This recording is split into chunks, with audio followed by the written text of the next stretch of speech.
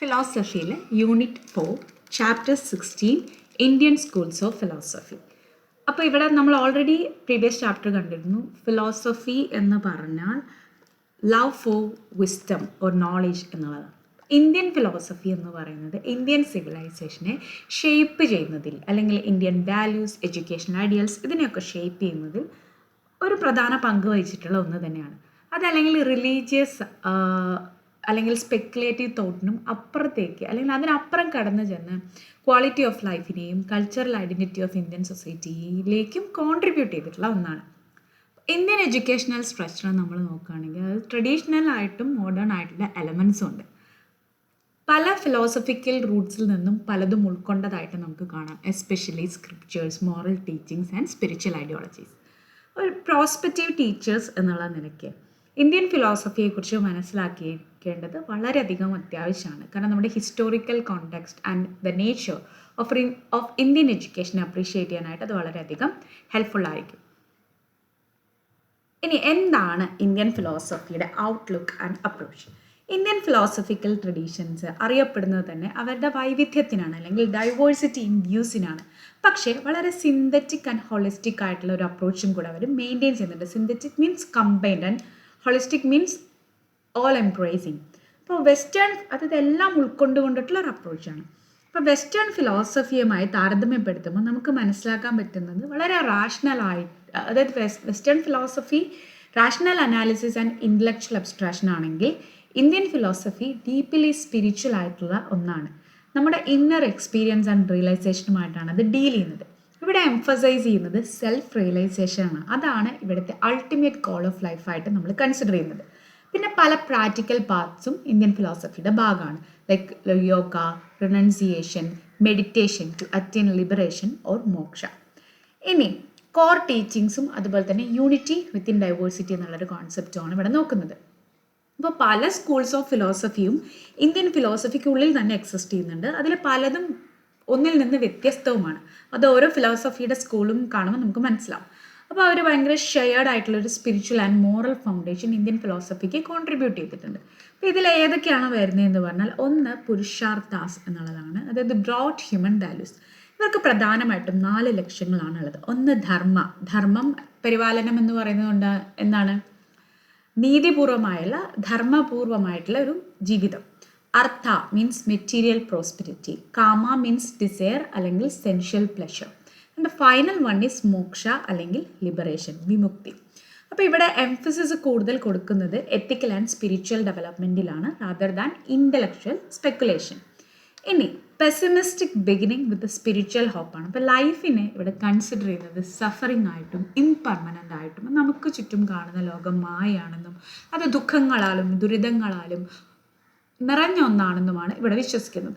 പക്ഷേ ഇതിനെയൊക്കെ അതിജീവിക്കാൻ, അതിനെയൊക്കെ ട്രാൻസെൻഡ് ചെയ്യാൻ തീർച്ചയായും നമുക്ക് സാധിക്കും. അതിനുവേണ്ടി നമുക്ക് പല സ്പിരിച്വൽ പ്രാക്ടീസസും ചെയ്യാം. യോഗ, ഡിറ്റാച്ച്മെൻ്റ് ഒക്കെ നമുക്ക് പ്രാക്ടീസ് ചെയ്യാം. മോറൽ ഓർഡർ ആൻഡ് കർമ്മ, അതായത് കർമ്മ ഇസ് ബൂമറാങ് എന്ന് പറയും. അവരവർ ചെയ്യുന്ന കർമ്മം എന്ന് പറയുന്നതാണ് അതിൻ്റെ എന്താണോ നമ്മൾ ചെയ്യുന്നത്. നല്ല കർമ്മമാണെങ്കിൽ നല്ല കർമ്മം, നമ്മൾ ചെയ്യുന്നത് നമ്മുടെ ആക്ഷൻ ഇസ് റോങ് ആണെങ്കിൽ അതനുസരിച്ചിട്ടുള്ള തിരിച്ചടികൾ, അല്ലെങ്കിൽ അതനുസരിച്ചിട്ടുള്ള റിവാർഡ്സ് നമുക്ക് കിട്ടുമെന്ന് വിശ്വസിക്കുന്നുണ്ട്. എത്തിക്കൽ റെസ്പോൺസിബിലിറ്റിയും മോറൽ ലിവിങ്ങിനെയും എൻകറേജ് ചെയ്യുന്ന ഒന്നാണ് ഇന്ത്യൻ ഫിലോസഫി. അടുത്തത് ബോണ്ടേജ് ആൻഡ് ലിബറേഷൻ.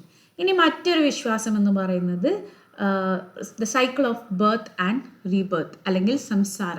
ഇവിടെ പറയുന്നത് എല്ലാ ജീവജാലങ്ങളും ഒരു സൈക്കിൾ ഓഫ് ബർത്ത് ആൻഡ് റീബർത്തിലൂടെ തന്നെയാണ് പോകുന്നത്. ജനിക്കുന്നു, അതിനുശേഷം ജീവിക്കുന്നു, അതിനുശേഷം മരിക്കുന്നു, അതിനുശേഷം വീണ്ടും ജനിക്കുന്നു എന്നുള്ളതാണ്. അപ്പോൾ മോക്ഷ ഈ ഒരു സൈക്കിള് നമ്മളിങ്ങനെ കാലങ്ങളായി തുടർന്നുകൊണ്ടിരിക്കുകയാണ്. അപ്പോൾ ഈ സൈക്കിളിൽ നിന്നും നമുക്ക് രക്ഷ നേടാൻ സാധിക്കുന്നത് മോക്ഷത്തിലൂടെ മാത്രമാണ്. മോക്ഷം നമ്മൾ എങ്ങനെയാണ് അച്ചീവ് ചെയ്യുന്നതെന്ന് പറഞ്ഞാൽ ട്രൂ നോളജിലൂടെ, അതുപോലെ തന്നെ ഇഗ്നറൻസിനെ ഓവർകം ചെയ്യുന്നതിലൂടെയുമാണ് നമുക്ക് മോക്ഷം പ്രാപിക്കാനായിട്ട് സാധിക്കുന്നത്.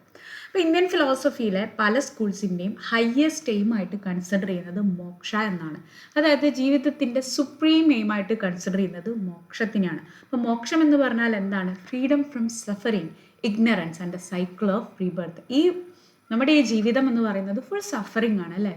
സഫറിങ്ങും അറിവില്ലായ്മയുമാണ്. പിന്നെ നമ്മൾ വീണ്ടും ജനിക്കുന്നു, വീണ്ടും പഠിക്കുന്നു, വീണ്ടും ജോലി ചെയ്യുന്നു, വീണ്ടും മരിക്കുന്നു, വീണ്ടും അങ്ങനെ ആ സൈക്കിൾ ഇങ്ങനെ തുടർന്നുകൊണ്ടേയിരിക്കുകയാണ്.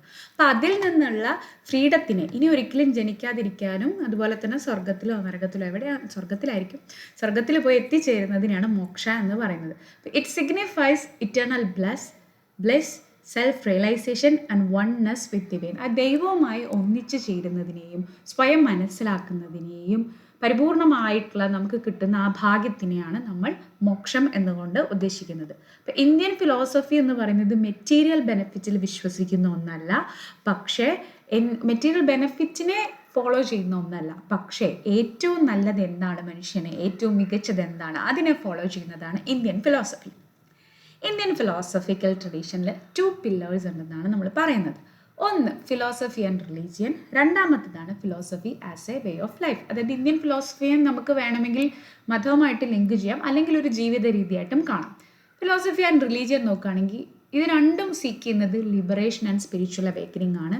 കോംപ്ലിമെൻ്ററി പാത്താണ്. അത് റിലീജിയൻ എന്ന് പറയുന്നത് റിച്വൽസിലൂടെയാണ് നമ്മൾ പ്രാക്ടീസ് ചെയ്യുക, ഫിലോസഫി റീസണിങ്ങിലൂടെ. ഇനി philosophy as a way of life എന്ന് പറഞ്ഞാൽ തിയറി മാത്രമല്ല, നമ്മുടെ ഒരു ജീവിതാനുഭവം കൂടിയാണിത്, ലീവ്ഡ് എക്സ്പീരിയൻസ് ആണിത്. ഇത് എംഫസൈസ് ചെയ്യുന്നത് self discipline, detachment and inner purification. ഏതൊക്കെ പ്രാക്ടീസസ് ഇതിൽ യൂസ് ചെയ്യാമെന്ന് പറഞ്ഞാൽ യോഗ പോലെയുള്ള പ്രാക്ടീസസ് നമുക്ക് യൂസ് ചെയ്യാവുന്നതാണ്. Acetic spirit and Indian school. The ascetic ideal, the renunciation, austerity, and spiritual focus is the center to all Indian schools, including Nyaya, Vaisheshika, സംഖ്യ and വേദാന്ത. പല Indian schools ആയിട്ടുള്ള ന്യായ, വൈശേഷിക, സംഖ്യ, വേദാന്ത ഇവരൊക്കെ ഒരു അസെറ്റിക് ഐഡിയൽ, അതായത് ഒരു സന്യാസി എങ്ങനെയാണ് അദ്ദേഹത്തിൻ്റെ ജീവിതം ആരംഭിക്കുന്നത്, തനിക്കുള്ള പലതിനെയും, ഇപ്പം ബുദ്ധൻ എങ്ങനെയാണ് ബുദ്ധനായത്, അദ്ദേഹത്തിനുള്ള രാജപദവികൾ, മറ്റ് കാര്യങ്ങൾ, അദ്ദേഹം ആരായിരുന്നു, ഇതിനെയെല്ലാം സെൽഫ് ഡിനയൽ ചെയ്ത് ഡിസോൺ ചെയ്ത് സ്പിരിച്വൽ ഫോക്കസിലൂടെ മാത്രമാണ് അദ്ദേഹം ബുദ്ധൻ എന്ന് പറയുന്ന ഒരാളായി മാറിയത്, അല്ലെങ്കിൽ ഗൗതമ എന്ന് പറയുന്നത് ബുദ്ധനായി മാറിയത്. അപ്പോൾ ഇങ്ങനെ ഒരു സന്യാസ്യ ജീവിതം അല്ലെങ്കിൽ ഒരു സന്യാസ സ്പിരിറ്റിനെ ഇന്ത്യൻ സ്കൂൾസിൽ പലതും പ്രൊമോട്ട് ചെയ്യുന്നുണ്ട്. ഇത് ബുദ്ധിസത്തിലും ചൈനീസ് ട്രഡീഷൻസിലും കാണാം. കാരണം അവിടെ ഒരു ക്ലോസ് കൾച്ചറൽ സ്പിരിച്വൽ കിൻഷിപ്പ് ഉണ്ട് എന്നുള്ളതാണ് ഇത് കാണിക്കുന്നത്. ഇനി inclusive nature of Indian philosophy. Indian philosophy ഒരിക്കലും എക്സ്ക്ലൂസീവ് ആണെന്ന് നമുക്ക് പറയാൻ പറ്റില്ല. അതായത് ഒരു പ്രത്യേക വിഭാഗത്തിന് മാത്രമുള്ളതാണെന്ന് പറയാൻ പറ്റില്ല, അല്ലെങ്കിൽ ഒരു പ്രത്യേക രീതിയിൽ മാത്രമാണെന്നുള്ളതും പറയാൻ പറ്റില്ല. അതിൽ ഇൻ്റലക്ച്വൽ തോട്ട് ഉണ്ട്, മോറൽ ആൻഡ് സ്പിരിച്വൽ വാല്യൂസ് ഉണ്ട്, സയൻസ്, ലോജിക് ആൻഡ് മിസ്റ്റിസിസം ഉണ്ട്. ഇനി ഇതെന്താണ് സീക്ക് ചെയ്യുന്നതെന്ന് പറഞ്ഞാൽ നമ്മുടെ ഈ ഹോളിസ്റ്റിക് സ്പിരിച്വൽ ജേണിയിൽ ഒരുപാട് പാർട്സ് ഉണ്ടാവും. അതിനെല്ലാം ഒന്നിപ്പിക്കാനാണ് ഇന്ത്യൻ ഫിലോസഫി നോക്കുന്നത്. ഇനി എഡ്യൂക്കേഷണൽ റിലവൻസ് നോക്കുകയാണെങ്കിൽ വാല്യൂ ബേസ്ഡ് എഡ്യൂക്കേഷണൽ മോഡൽ എന്ന് പറയുന്നത് ഈ ഒരു ഇന്ത്യൻ ഫിലോസഫിയിൽ തന്നെ റൂട്ട് ചെയ്തിട്ടുള്ള ഒന്നാണ്. Spiritual growth, moral education and holistic development ഇതിനെയെല്ലാം എൻകറേജ് ചെയ്യുന്ന ഒന്നാണ് ഇന്ത്യൻ ഫിലോസഫി. ഇപ്പോൾ ടീച്ചേഴ്സിന് ഈ ട്രഡീഷനിൽ നിന്നുള്ള പല ഇൻസൈറ്റ്സും യൂസ് ചെയ്ത് അത് മോഡേൺ ഏജിനോടൊപ്പം അല്ലെങ്കിൽ മോഡേൺ തോട്ട്സിനോടും ഒപ്പം ഏജ് ചെയ്തിട്ട് നമുക്ക് മോറൽ ഇൻസ്ട്രക്ഷനും ക്യാരക്ടർ ബിൽഡിങ്ങിനും എല്ലാം വേണ്ടി നോക്കാം. അടുത്ത ടോപ്പിക്കാണ് വേദാസ്. ഓക്കെ, അപ്പോൾ historical background and origin of Vedas നോക്കുകയാണെങ്കിൽ one of the oldest and most authoritative scriptures of Indian ട്രഡീഷനാണ്. ഇത് ഇന്ത്യൻ സമൂഹത്തിൽ തന്നെ ഏറ്റവും പഴക്കം ചെന്ന ഇൻ ദ സെൻസ് ദാറ്റ് ഏറ്റവും മുൻപ് തന്നെ എഴുതിയിട്ടുള്ള ബുക്കാണ് വേദ എന്ന് പറയുന്നത്, അല്ലെങ്കിൽ വേദാസ് എന്ന് പറയുന്നത്. 2000 BCE ആൻഡ് 500 BCയുടെ ഇടയിലാണ് ഇത് കമ്പോസ് ചെയ്ത് എന്ന് പറയപ്പെടുന്നു. പക്ഷേ they were not written by any human authors but are delivered to be divinely revealed to ancient sages during the meditative stage. മനുഷ്യർ എഴുതി എന്നല്ല പറയുന്നത്, അതായത് സന്യാസിമാർക്ക് ദൈവം നേരിട്ട് റിവീൽ ചെയ്ത് അവരെഴുതി എന്നാണ് ഇത് പറയപ്പെടുന്നത്. Hindu philosophy, rituals, moral code, social life ഇതിൻ്റെയൊക്കെ ഫൗണ്ടേഷൻ വേദങ്ങളിലാണെന്ന് പറയുന്നു. ഇനി എന്താണ് മീനിങ് ആൻഡ് പർപ്പസ് ഓഫ് വേദ? വേദ എന്ന് പറയുന്നത് സാൻസ്ക്രിറ്റ് റൂട്ടായിട്ടുള്ള വിത്ത് എന്നുള്ള വേർഡിൽ നിന്നാണ് വന്നിട്ടുള്ളത്. ഇറ്റ് മീൻസ് ടു നോ, അറിയുക. വേദാസിനെ കൺസിഡർ ചെയ്യുന്നത് റിപ്പോസിറ്റോറീസ് ഓഫ് നോളജ് ആണ്, അതായത് source of knowledge, spiritual, cosmic, moral and practical. ഈ തലത്തിലുള്ള എല്ലാ വിജ്ഞാനവും നമുക്ക് എന്തിൽ നിന്ന് കിട്ടും? വേദയിൽ നിന്ന് കിട്ടും. ഇനി അവരെന്തിനൊക്കെ അഡ്രസ്സ് ചെയ്യുന്നു എന്ന് പറഞ്ഞാൽ the divine principles of the universe, cosmology, human duties and rituals, ethical guidelines for the living a righteous life, അതായത് ശരിയായ മാർഗത്തിലുള്ള ജീവിതത്തിന് വേണ്ടിയിട്ടുള്ള ഉപദേശങ്ങളും ഇതിൽ നിന്നും കിട്ടും. ഇനി വേദങ്ങളെ പ്രധാനമായും 4ആയി തരംതിരിച്ചിരിക്കുന്നു. ഒന്ന് ഋഗ്വേദ. ഋഗ്വേദയിൽ hymns and praises to the deities, ദൈവങ്ങളെ സ്തുതിച്ചുകൊണ്ടുള്ള പാട്ടുകളും കീർത്തനങ്ങളുമാണ് ഋഗ്വേദയിലുള്ളത്. രണ്ടാമത്തത് Yajurveda, sacrificial rituals and ceremonial ഫോർമുലയൊക്കെയാണ് അതിലുള്ളത്. സാമവേദ എന്ന് പറയുന്നതിൽ മ്യൂസിക് ആയി റിലേറ്റഡ് ആയിരുന്ന മ്യൂസിക്കൽ ചാൻസ് ആൻഡ് മെലഡീസ്. അഥർവവേദയിലെ spells, healing practices and social duties.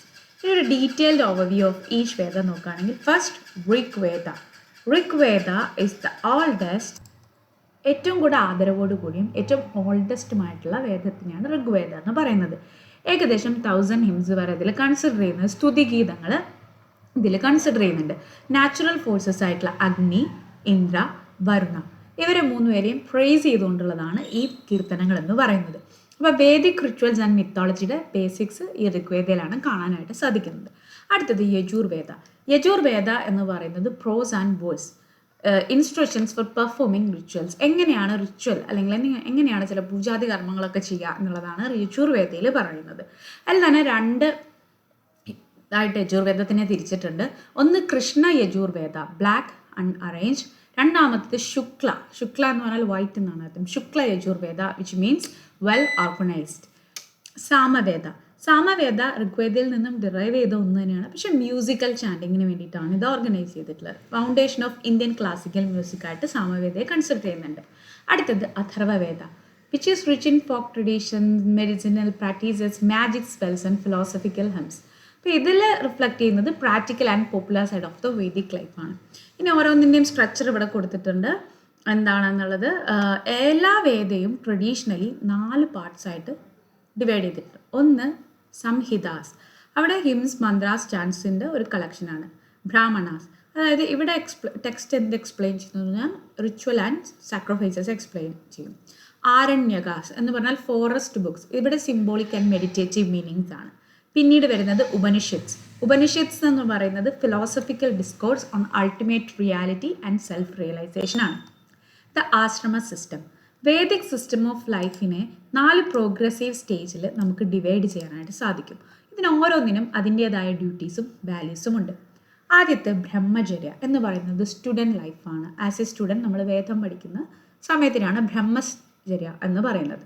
ഇവിടെ ലേണിംഗ്, ഡിസിപ്ലിൻ, സെലിബസി എന്ന് പറഞ്ഞാൽ ബ്രഹ്മചര്യം, റെസ്പെക്ട് ഫോർ ടീച്ചർ, ഗുരു ശിഷ്യ പരമ്പര, ഗുരു ശിഷ്യ ബന്ധം ഓർ റിലേഷൻഷിപ്പ്. അടുത്തത് ഗൃഹസ്ഥ, ഹൗസ് ഹോൾഡർ ലൈഫ്. ഇവിടെ family, social responsibility, earning A livelihood, charity ഒക്കെയാണ് വരിക. പിന്നെ വരുന്നത് വാനപ്രസ്ഥ, that means retirement and withdrawal. ഇവിടെ focus gradual detachment from the society around, meditation and preparation for renunciation, എല്ലാം ഉപേക്ഷിച്ച് പോവുക എന്നുള്ളതാണ് വാനപ്രസ്ഥം. 4മത്തതാണ് സന്യാസ അല്ലെങ്കിൽ റിനൗൺസിയേഷൻ. ഇവിടെ കംപ്ലീറ്റ് ആയിട്ട് നമ്മൾ ആ മെറ്റീരിയൽ ലൈഫിൽ നിന്ന് സ്വയം ഡിറ്റാച്ച് ചെയ്യുകയും മോക്ഷപ്രാപ്തി നേടാൻ വേണ്ടിയിട്ട് സ്വയം മനസ്സിലാക്കാൻ വേണ്ടിയിട്ടുള്ള ഒരു യാത്രയിലായിരിക്കും ഈ സന്യാസ എന്ന് പറയുന്ന ഈ പീരീഡിൽ ഒരു മനുഷ്യനുണ്ടാവുക. ഇനി എന്താണ് educational implications of the Vedas? Education എന്ന് പറയുന്നത് വളരെ സേക്രഡ്, വളരെ പവിത്രമായിട്ടുള്ള സ്പിരിച്വൽ ആയിട്ടുള്ള ഒരു ഡ്യൂട്ടിയാണ്. അതൊരു മിയർലി അക്കാദമിക് മാത്രമല്ല. എഡ്യൂക്കേഷൻ എന്ന് പറയുന്നത് എന്തിലൊക്കെ ശ്രദ്ധിക്കണമെന്ന് പറഞ്ഞാൽ self discipline, purity of thought and action, ചിന്തയിലും പ്രവൃത്തിയിലും ആ ഡിസിപ്ലിൻ വേണമെന്നുള്ളതാണ്. മറ്റൊന്ന് ഗുരു ശിഷ്യ ട്രഡീഷനാണ് ഇവിടുത്തെ എഡ്യൂക്കേഷൻ്റെ ഇതിൽ വരുന്ന ഓറൽ ട്രാൻസ്മിഷൻ ഓഫ് നോളജ് ആണ് അവിടെ നടന്നിരുന്നത്. വേദങ്ങളാണെങ്കിൽ പോലും ഹോളിസ്റ്റിക് ഡെവലപ്മെൻറ്റിൽ ഫോക്കസ് ചെയ്തിരുന്നു. Spiritual, intellectual, moral and physical. അതുപോലെ തന്നെ character building and life long learning. Value oriented education ഇത് എൻകറേജ് ചെയ്യുന്നുണ്ട്. പേഴ്സണൽ ഗ്രോത്തിനെയും സോഷ്യൽ ആൻഡ് കോസ്മിക് ഡ്യൂട്ടീസിനെയും ഇത് മിക്സപ്പും ചെയ്യുന്നുണ്ട്. The hierarchy of development and nature of Brahma, understanding Brahman അല്ലെങ്കിൽ ബ്രഹ്മ എന്ന് പറയുന്നത് supreme and absolute reality in Indian ഫിലോസഫിയാണ്. ഇത് ഒരു പേഴ്സൺ ആണെന്ന് നമുക്ക് പറയാനായിട്ട് പറ്റില്ല. But it is particularly found in Upanishads and വേദാന്തങ്ങളിലും ഉപനിഷത്സിലൊക്കെ കാണുന്നതാണ്. It is A source from which everything originates. എല്ലാം ഒറിജിനേറ്റ് ചെയ്യുകയും ഈ യൂണിവേഴ്സിനെ നിലനിർത്തുകയും ചെയ്യുന്ന ശക്തിയെയാണ് അല്ലെങ്കിൽ ആ സത്യത്തിനെയാണ് നമ്മൾ എന്തെന്ന് പറയുന്നത്, ബ്രഹ്മ എന്ന് പറയുന്നത്. ബ്രഹ്മ അൺസീൻ ആണ്, ഇൻഫൈനൈറ്റ് ആണ്, നമ്മൾ ആരും കാണാത്തതാണ്. അതുപോലെ തന്നെ അനന്തമാണ്, ഓൾ പെർവേഡിങ് ആൻഡ് എറ്റേണൽ, അനന്തമാണ്, അനശ്വരമാണ്, അൺചേഞ്ചിങ് ആണ് despite the changing appearances in the world. അതായത് ലോകം എത്ര തന്നെ മാറിയാലും മാറ്റമില്ലാത്ത ഒന്നാണ് ബ്രഹ്മ അല്ലെങ്കിൽ ബ്രഹ്മൻ എന്ന് പറയുന്നു. ഇനി the hierarchy of human development, the 5 sheaths Panchakoshas എന്നുള്ളതാണ് നോക്കുന്നത്. ഇന്ത്യൻ ഫിലോസഫി ഹ്യൂമൻ ബീങ്ങിനെ ഒരു ലയേർഡ് എൻറ്റിറ്റി ആയിട്ടാണ് കാണുന്നത്. 5 ലെവൽസ് ഓഫ് എക്സിസ്റ്റൻസ് ആണ് ഒരു ഹ്യൂമൻ ബീങ്ങിനുണ്ട് എന്ന് പറയുന്നത്. ഇത് പ്രോഗ്രസ് ചെയ്യുന്നത് എങ്ങനെയാണെന്നുള്ളത് നോക്കാം. ഈ ചിത്രത്തിൽ കാണുന്ന പോലെ 5 കോശ അല്ലെങ്കിൽ 5 ലെവൽസ് അല്ലെങ്കിൽ ലെയേഴ്സ് ആണ് ഒരു മനുഷ്യ ശരീരത്തിലുള്ളത് എന്ന് പറയുന്നു. 1 അന്നമയ കോശ എന്ന് പറഞ്ഞാൽ നമ്മുടെ ഫിസിക്കൽ ബോഡിയെയാണ് ഉദ്ദേശിക്കുന്നത്. ഈ ഫിസിക്കൽ ബോഡി ഭക്ഷണം കഴിച്ചുകൊണ്ടാണ് നമ്മളത് ചെയ്യുന്നത്. ഇനി ഇതിൻ്റെ ഗ്രോസസ്റ്റ് ലെവൽ എന്ന് പറയുന്നത് അതിൽ സ്കിന്നുണ്ട്, മസിൽസ് ഉണ്ട്, ബോൺസ് ആൻഡ് ഓർഗൻസ് ഉണ്ട്. അടുത്തത് പ്രാണമയ കോശ, അത് നമ്മുടെ വൈറ്റൽ എനർജി ബോഡിയാണ് ഇവിടെ ഉദ്ദേശിക്കുന്നത്. ഇത് കമ്പോസ് ചെയ്യുന്നത് നമ്മുടെ പ്രാണ എന്ന് പറഞ്ഞാൽ നമ്മളുടെ ലൈഫ് ഫോഴ്സിനാണ് ഇവിടെ ഉദ്ദേശിക്കുന്നത്. നമ്മുടെ റെസ്പിറേഷൻ, സർക്കുലേഷൻ, ഡൈജഷൻ ഒക്കെ ഇതാണ് നോക്കുന്നത്, ലൈഫ് ഫോഴ്സ് കോശ. അടുത്തത് മനോമയ കോശ എന്ന് പറഞ്ഞാൽ നമ്മുടെ മെൻ്റൽ ബോഡി, നമ്മുടെ ഇമോഷൻസ്, തോട്ട്സ്, നമ്മുടെ മനസ്സ് അല്ലെങ്കിൽ നമ്മുടെ sensory functions, likes, dislikes, desires ഒക്കെ ഇവിടെയാണ് വരുന്നത്. 4ാമത്തത് വിജ്ഞാനമയ കോശ, നമ്മുടെ intellectual body, discrimination, wisdom, logic and reasoning, എന്താണ് ശരി എന്താണ് തെറ്റ് എന്ന് നമ്മളെ മനസ്സിലാക്കാനായിട്ട് ഹെൽപ്പ് ചെയ്യുന്നത് വിജ്ഞാനമയ കോശയാണ്. 5ാമത്തതാണ് ആനന്ദമയ കോശ, ദ ബ്ലിസ്ഫുൾ ബോഡി. ഇത് നമ്മുടെ ഇന്നർമോസ്റ്റ് ലെയർ അല്ലെങ്കിൽ ഷീറ്റ് ആണ്, വിച്ച് ഈസ് നിയറസ്റ്റ് ടു ബ്രഹ്മ ഒരു ബ്രഹ്മനും. ഇവിടെയാണ് നമ്മുടെ പ്യോർ ജോയ്, പീസ്, യൂണിറ്റി തുടങ്ങിയ വികാരങ്ങളുടെ എല്ലാം സോഴ്സ് എന്ന് പറയുന്നത്. റിയലൈസേഷൻ എന്ന് പറയുന്നത് ഇവിടെ the unity of nowhere, non and knowledge ആണ്. ഓക്കെ, ഇനി ട്രൂ എഡ്യൂക്കേഷൻ എന്തിനു വേണ്ടിയിട്ടാണ് ശ്രമിക്കുന്നതെന്ന് പറഞ്ഞാൽ ഈ ലെയേഴ്സിനെ എല്ലാം ഉപയോഗിച്ചുകൊണ്ട് നമ്മുടെ ആനന്ദമയ കോശത്തിനെ അവേക്കൻ ചെയ്യുകയും സെൽഫ് റിയലൈസേഷനിലേക്ക് നമ്മളെ നയിക്കുകയും വേണം. എന്താണ് ദ ഫിലോസഫി ഓഫ് ബ്രഹ്മൻ?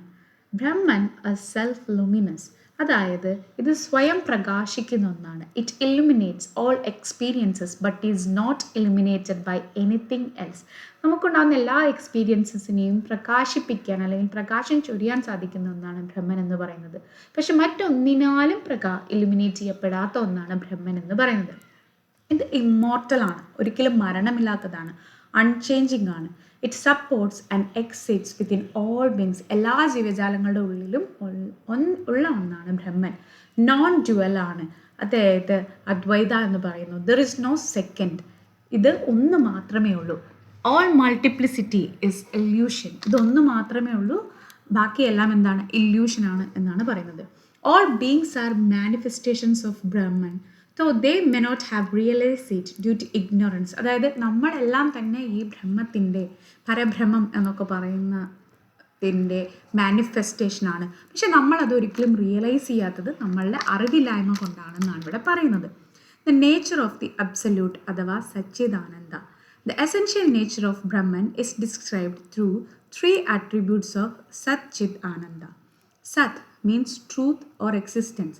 അത് എറ്റേണൽ ആണ്, മരണമില്ലാത്തതാണ്, ഒരിക്കലും മരണമില്ലാത്തതാണ്, നെവർ സീസിങ്, ഒരിക്കലും നിന്ന് പോകാത്ത ഒന്നാണ്. ചിറ്റ് മീൻസ് കോൺഷ്യസ്നെസ്, നമ്മുടെ pure awareness and intelligence. Ananda means bless, നമ്മുടെ ultimate Joy and piece beyond material happiness. ഇതിനെ പോയറ്റിക്കലി എക്സ്പ്രസ് ചെയ്യുന്നതാണ് സത്യം, ശിവം, സുന്ദരം. സത്യം എന്ന് പറഞ്ഞാൽ ട്രൂത്ത്, ശിവം എന്ന് പറഞ്ഞാൽ ഓസ്പിഷ്യസ്നെസ്, സുന്ദരം എന്ന് പറഞ്ഞാൽ ബ്യൂട്ടി അല്ലെങ്കിൽ സൗന്ദര്യം. അപ്പോൾ ഇതിലെ ഫൈനൽ തോട്ട് നോക്കാം. നമ്മുടെ പഠനത്തിൻ്റെയും ജീവിതത്തിൻ്റെയും ലക്ഷ്യം എന്ന് പറയുന്നത് as per Indian philosophy is to know the ബ്രഹ്മത്തിനെ അറിയുക എന്നുള്ളതാണ്. When one realises that Atman ഒരു ആത്മാവ് അല്ലെങ്കിൽ individual soul is equal to the Brahman or the universal soul, they attain moksha or liberation. എന്നാണോ തൻ്റെ ആത്മാവ് അല്ലെങ്കിൽ തൻ്റെ ഇൻഡിവിജ്വൽ സോളും യൂണിവേഴ്സൽ സോളും ഒന്നാണെന്നൊരു മനുഷ്യൻ തിരിച്ചറിയുന്നത്, അന്ന് അവന് മോക്ഷം കിട്ടും, അവൻ ലിബറേറ്റഡ് ആവും എന്നാണ് പറയുന്നത്. It is A unity of the nowhere, the non and the knowledge which is the final aim of education and existence. ഇവിടെ എന്താണ് ഇതുകൊണ്ട് ഉദ്ദേശിച്ചതെന്ന് പറഞ്ഞാൽ, നോവർ എന്ന് പറയുന്നത് refers to the learner or the self. Known എന്ന് പറയുന്നത് the object or content of knowledge. Knowledge എന്ന് പറയുന്നത് the medium which acts as a connection or the medium between these to.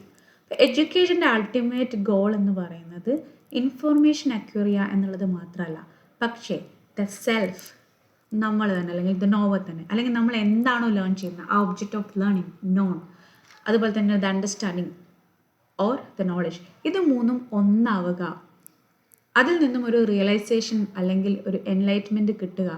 The learner fully understand and becomes one with truth or reality. ആ പരമാർത്ഥത്തെ, പരമസത്യത്തെ തിരിച്ചറിയുക. ഇതാണ് Indian philosophy മുന്നോട്ട് വയ്ക്കുന്ന ആശയം, അല്ലെങ്കിൽ അതാണ് ഇന്ത്യൻ ഫിലോസഫി എക്സ്പെക്റ്റ് ചെയ്യുന്നത് മോക്ഷ അല്ലെങ്കിൽ ലിബറേഷൻ നേടാനായിട്ട്.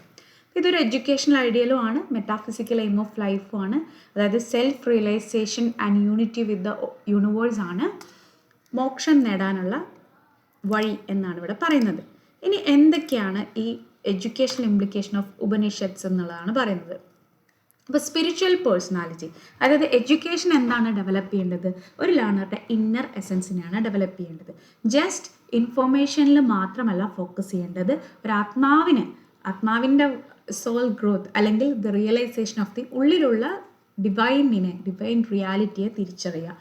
ടീച്ചർ സ്റ്റുഡൻറ് റിലേഷൻഷിപ്പ് എന്ന് പറയുന്നത് മ്യൂച്വൽ റെസ്പെക്റ്റ്, റെഫറൻസ്, ആദരവ്, അതുപോലെ തന്നെ ട്രസ്റ്റ് ബേസ് ചെയ്തിരിക്കണം. നോളേജ് എന്ന് പറയുന്നത് ഓറലി ട്രാൻസ്മിറ്റ് ചെയ്യണം. പേഴ്സണലി ഗുരു ടു ശിഷ്യ ആയിരിക്കണം അത് ട്രാൻസ്മിറ്റ് ചെയ്യേണ്ടത്. ഇൻഡിവിജ്വലൈസ്ഡ് അറ്റൻഷനും ക്യാരക്ടർ ബിൽഡിങ്ങും വേണം. അടുത്തത് detachment and liberation. Vairagya or detachment is essential for realisation. Education എന്തിനെയൊക്കെ പ്രൊമോട്ട് ചെയ്യണം? ഈഗോ, ഡിസയർ ആൻഡ് മെറ്റീരിയലിസത്തിനെ, freedom from ego, desire and മെറ്റീരിയലിസത്തിനെ പ്രൊമോട്ട് ചെയ്യണം. അതുപോലെ തന്നെ 4 ആശ്രമാസ് എന്തായിട്ട് കൺസിഡർ ചെയ്യണം? നമ്മുടെ ലൈഫിൻ്റെ ലേണിംഗ് പ്രോസസ്സിൽ 4 പ്രധാനപ്പെട്ട സ്റ്റേജസ് ആയിട്ട് കൺസിഡർ ചെയ്യണം.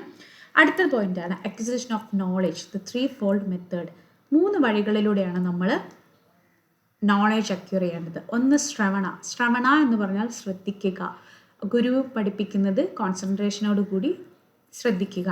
മാനന എന്ന് പറഞ്ഞാൽ മനസ്സുമായി റിലേറ്റ് ചെയ്തിട്ടാണ് മാനന. ദാറ്റ് മീൻസ് നമ്മൾ എന്താണോ കേട്ടത് അതിനെ റിഫ്ലക്റ്റ് ചെയ്യുക, അതിനെക്കുറിച്ച് ചിന്തിക്കുക, അതിനെക്കുറിച്ച് ധ്യാനിക്കുക, എന്നിട്ട് അതിനെ മനസ്സിലാക്കുക. നിധിധ്യാസന എന്ന് പറഞ്ഞാൽ ഡീപ്പ് മെഡിറ്റേഷൻ, അതിനെക്കുറിച്ച് മെഡിറ്റേറ്റ് ചെയ്യുക. ആ എന്താണോ പറഞ്ഞത് അതിൻ്റെ സത്യമാവാം, പൊരുളാവാം, എന്താവാം, അതിനെ റിയലൈസ് ചെയ്യുക. ഈ 3-fold മെത്തേഡാണ് ഒരു ലേണറിനെ സത്യത്തിനെ ഇൻറ്റേർണലൈസ് ചെയ്യാനും അതുപോലെ തന്നെ മിയർലി മെമ്മറൈസ് ചെയ്യല്ല ചെയ്യുന്നത്, അവർ ആ സത്യത്തിനെ ഉൾക്കൊള്ളുകയാണ് ചെയ്യുന്നത്. അടുത്തത് മെഡിറ്റേറ്റീവ് പ്രാക്ടീസസ്. അതിൽ വരുന്നതാണ് ഉപാസന എന്ന് പറഞ്ഞാൽ എന്താണ്? വർഷിപ്പ് ചെയ്യുക, മെഡിറ്റേറ്റീവ് ചെയ്യുക എന്നുള്ളതൊക്കെയാണ്. കോൺസെൻട്രേഷനെ എൻഹാൻസ് ചെയ്യുന്നു, ഇമോഷൻസിനെ പ്യൂരിഫൈ ചെയ്യുന്നു, sympathy, mental clarity and inner പീസിനെയൊക്കെ പ്രൊമോട്ട് ചെയ്യുന്നു. ഇനി എന്താണ് 4 goals ഓഫ് ലൈഫ്, പുരുഷാർത്ഥാസ് എന്നുള്ളതാണ് ചോദിച്ചിരിക്കുന്നത്. ഇനി ഇതൊക്കെ പുരുഷാർത്ഥം എന്താണെന്നുള്ളതൊക്കെ ചിലപ്പോൾ 4 മാർക്കിന് 2 മാർക്കിനൊക്കെ വരാവുന്ന ക്വസ്റ്റ്യൻസ് ആണ് കേട്ടോ. ഇന്ത്യൻ എഡ്യൂക്കേഷൻ റെക്കഗ്നൈസ് ചെയ്യുന്നത് ലൈഫിൻ്റെ കംപ്ലീറ്റ് പർപ്പസ് 4 പുരുഷാർത്ഥങ്ങളുടെ സംയോജനത്തിലൂടെയാണ് സംഭവിക്കുന്നത്. 1 ധർമ്മ, moral duties. 2 artha, earning and managing wealth. 3 kama, fulfilment of rightful desires. And moksha which is the ultimate liberation. അപ്പോൾ എഡ്യൂക്കേഷൻ കുട്ടികൾ എന്തിനു വേണ്ടിയാണ് പ്രിപ്പയർ ചെയ്യേണ്ടത്? ഈ 4 ബാലൻസ് ചെയ്യാൻ. ഇതിലൊന്നിനെ പോലും നമ്മൾ നെഗ്ലക്റ്റ് ചെയ്യരുത്. The secular and intellectual studies. Upanishads encourage ചെയ്യുന്നത് എന്തിൻ്റെയൊക്കെ ലേണിംഗ് ആയിരുന്നു എന്ന് വെച്ചാൽ mathematics, astronomy, medicine, politics, philosophy, fine arts. Spiritual and practical knowledge രണ്ടും സ്ട്രെസ് ചെയ്തിരുന്ന ഒന്നാണ് for the well rounded development of a person. അടുത്ത ടോപ്പിക് എന്ന് പറയുന്നത് ഭഗവത്ഗീതയാണ്.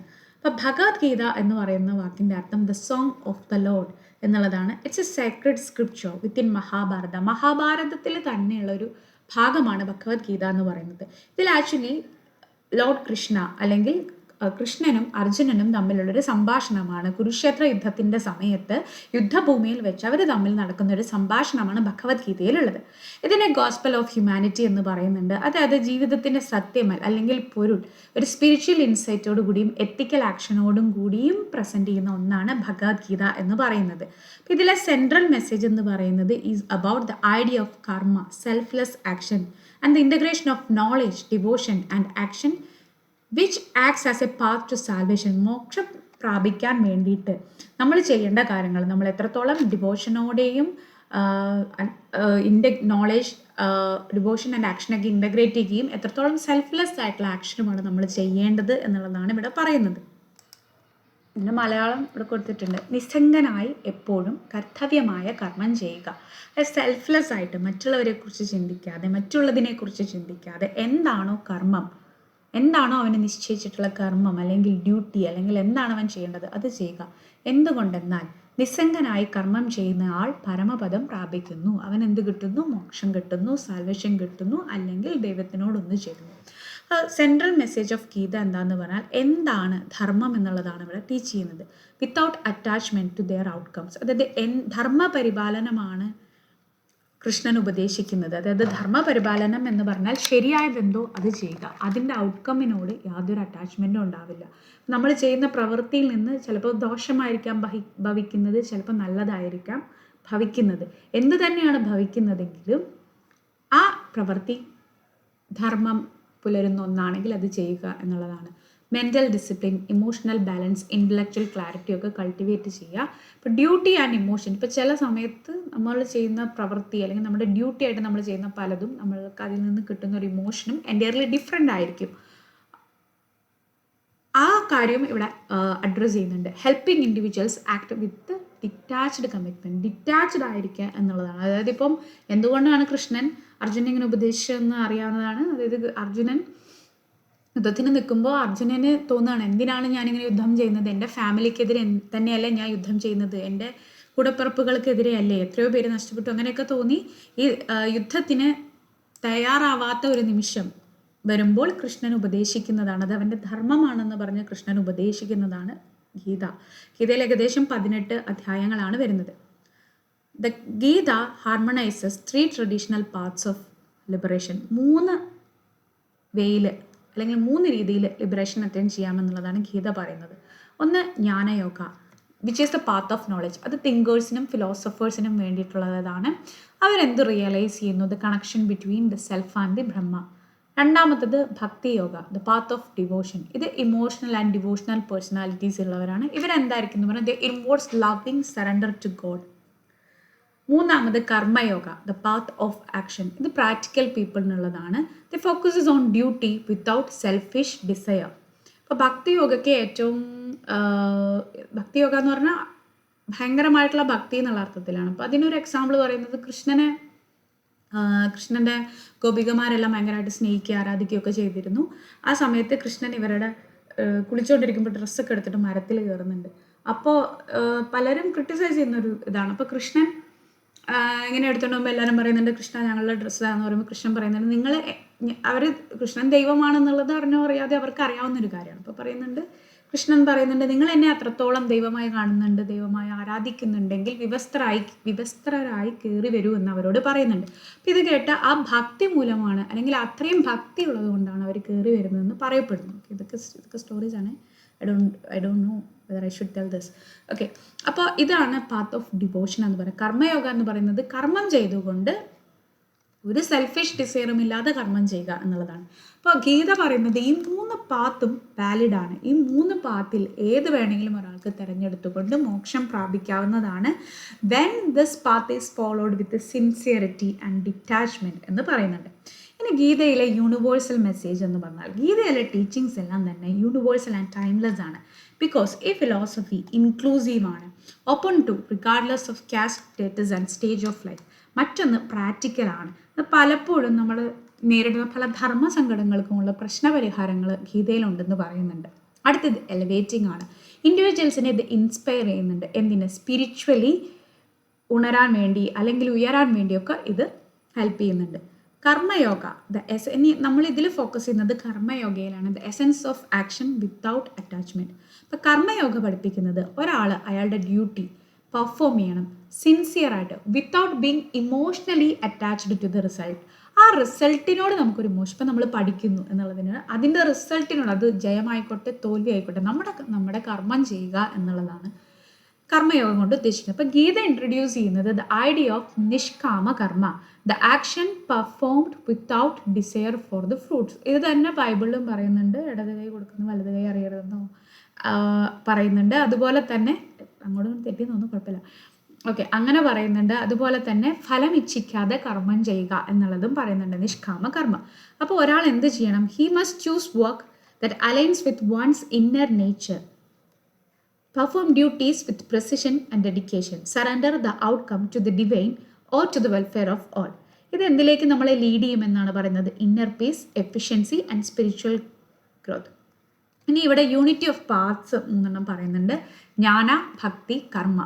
ഇത് ഈ മൂന്നിൻ്റെയും ഒരു സിന്തസിസ് അല്ലെങ്കിൽ ഒരു കോമ്പിനേഷനെയാണ് ഗീത എംഫസൈസ് ചെയ്യുന്നത്. ജ്ഞാനയോഗ എന്ന് പറഞ്ഞാൽ seeking truth and wisdom, Bhakti yoga driven by love and devotion, Karma Yoga committed to duty and service. Okay, ഇത് മൂന്നും ഏത് വേണമെങ്കിലും നമുക്ക് ലിബറേഷന് വേണ്ടി ചൂസ് ചെയ്യാം. Dispassion and attachment. Disinterested action is a core teaching of Geetha.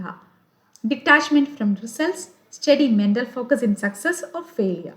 Service mindedness without craving for reward. ഒന്നും പ്രതീക്ഷിച്ചുകൊണ്ടായിരിക്കരുത് നമ്മൾ ആ സർവീസ് അല്ലെങ്കിൽ ആ ഡ്യൂട്ടി ചെയ്യുന്നത്. അതിൻ്റെ റിസൾട്ടിൽ നിന്ന് നമ്മൾ കംപ്ലീറ്റ് ആയിട്ട് ഡിറ്റാച്ച്ഡ് ആയിരിക്കണം എന്ന് പറയുന്നത്. അങ്ങനെ ഫ്രീ ആയിട്ടുള്ള, റെസ്പോൺസിബിൾ ആയിട്ടുള്ള, സ്പിരിച്വലി അവെയർ ആയിട്ടുള്ള ഒരു ഇൻഡിവിജ്വലിനെ ഇത് ക്രിയേറ്റ് ചെയ്യാൻ പറ്റും. ഭഗവത്ഗീതയുടെ എഡ്യൂക്കേഷണൽ ഇംപ്ലിക്കേഷൻസ്. ഇപ്പോൾ ഭഗവത്ഗീത പറയുന്നത് B Manley, which means self Reliance and strength എന്നുള്ളത്. അപ്പോൾ എഡ്യൂക്കേഷൻ എന്ത് കൾട്ടിവേറ്റ് ചെയ്യണം? Courage, self confidence, self effort. അങ്ങനെയുള്ള സ്റ്റുഡൻസിന് ഡിപ്പെൻഡൻസും ലേസിനെസ്സും അവോയ്ഡ് ചെയ്യാനായിട്ട് പറ്റും. ഡിഫിക്കൽട്ടീസിനൊക്കെ ബോൾഡായിട്ട് ഫേസ് ചെയ്യാൻ പറ്റും. അതുപോലെ തന്നെ ഒരു ചിയർഫുൾ ഡിറ്റർമിനേഷനിലേക്ക് അവരെപ്പോഴും നയിക്കപ്പെട്ടുകൊണ്ടിരിക്കും. Do your duty, swadharma. Each student must learn the importance of duty in life. എന്താണ് ഓരോരുത്തരുടെയും ഡ്യൂട്ടി എന്നുള്ളത് മനസ്സിലാക്കിയിരിക്കണം. അത് സിൻസിയറായിട്ടും വിത്ത് കെയറും ചെയ്യണം. പ്രോക്രാസ്റ്റിനേഷൻ, അത് മാറ്റി വെക്കുന്നത് വേണ്ട, നാളെ ചെയ്യാം, നാളെ പഠിക്കാം, അല്ലെങ്കിൽ നാളെ പോകാം, അങ്ങനെ മാറ്റി വെക്കുന്നത് നിർത്തുക. നെഗ്ലിജൻസ്, ഡിസ്ട്രാക്ഷൻ, ഇതിനെയൊക്കെ ഒഴിവാക്കുക. അതുപോലെ തന്നെ സ്ട്രോങ് ആയിട്ടുള്ളൊരു വർക്ക് എത്തിക് ബിൽഡ് ചെയ്യാം. Develop A balanced mind. അതായത് ഈ ഗീത പഠിക്കുന്നതിലൂടെ നമ്മുടെ ഉള്ളിലുള്ള പല വിപത്തുകളെയും അല്ലെങ്കിൽ പല ഇതിനെയും നമുക്ക് പുറത്ത് കളയാനായിട്ട് പറ്റും. Like fear, ego, laziness and anxiety. എന്തിനൊക്കെ എൻകറേജ് ചെയ്യുന്നു എന്ന് പറഞ്ഞാൽ purity of thought, service to elders and teachers, steadfast focus and emotional control. Avoid extremes or the middle path. അതായത് ഭയങ്കര എക്സ്ട്രീം ഇൻ്റലിജൻസോ അല്ലെങ്കിൽ റിജിഡ് ആയിട്ടുള്ള റെനൗൺസിയേഷനോ ഒന്നും വേണമെന്ന് ഗീത പറയുന്നില്ല. അതുപോലെ തന്നെ മോഡറേഷൻ ആണ്. എല്ലാ ആസ്പെക്ട്സ് ഓഫ് ലൈഫിലും മോഡറേറ്റ് ആയിട്ട് പോയാൽ മതി. ഒരു ബാലൻസ്ഡ് അപ്രോച്ചാണ്. Whether it is study, recreation, duty, what ever.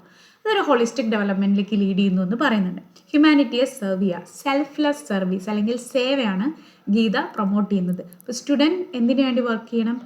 he or she should work for the welfare of others. Selfishness എന്നുള്ളത് അവോയ്ഡ് ചെയ്യുക, കമ്പാഷൻ ഡെവലപ്പ് ചെയ്യുക, സോഷ്യൽ റെസ്പോൺസിബിലിറ്റി ഡെവലപ്പ് ചെയ്യുക.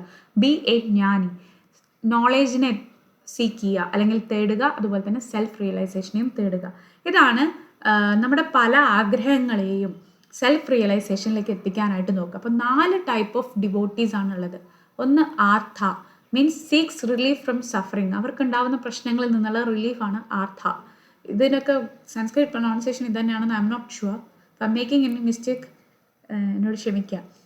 അർത്ഥാർത്ഥി means seeking material wealth. Jijnasu means seeks knowledge. Jnani the wise seeker of Brahma, the highest. ഇതിലെ ideal learner ജ്ഞാനിയാണ്. Because he is seeking to be united with the സുപ്രീമുമായിട്ട് ഒന്നിച്ചു ചേരാനാണ് നോക്കുന്നത്. ഇനി understand the 3 ഗുണാസ് or the qualities of nature. എന്താണ് 3 ഗുണങ്ങൾ? ഒന്ന് sattva, which means knowledge, purity and calmness. 2 rajas, passion, restlessness and desire. 3 tamas, ignorance, inertia and darkness. ഇപ്പോൾ എഡ്യൂക്കേഷൻ്റെ എയിം എന്താണെന്ന് പറഞ്ഞാൽ സത്വയെ എൻഹാൻസ് ചെയ്യുക, രാജാസിനെ കൺട്രോൾ ചെയ്യുക, തമസിനെ എലിമിനേറ്റ് ചെയ്യുക. എങ്കിൽ മാത്രമാണ് വിസ്ഡം, റൈറ്റ് കണ്ടക്ട്, ശരിയായ നടപ്പ് രീതി, സെൽഫ് അവയർനെസ് ഒക്കെ നമുക്ക് നേടിയെടുക്കാനായിട്ട് പറ്റുള്ളൂ. ഗീതയുടെ യൂണിവേഴ്സൽ മെസ്സേജ് എന്താണെന്ന് പറഞ്ഞാൽ ഈ Gita is a universal guide, എല്ലാവർക്കും അപ്ലിക്കബിൾ ആണ്. അതുപോലെ തന്നെ 4 പുരുഷാർത്ഥങ്ങളിലാണ് ഇത് എംഫസൈസ് ചെയ്യുന്ന: ധർമ്മ, അർത്ഥ, കാമ, മോക്ഷ. ഇത് സെൽഫ് അവേർട്ടിലൂടെ നമുക്ക് നേടിയെടുക്കാനും ഒരു higher spiritual and moral state നേടാനുമായിട്ടും സാധിക്കും.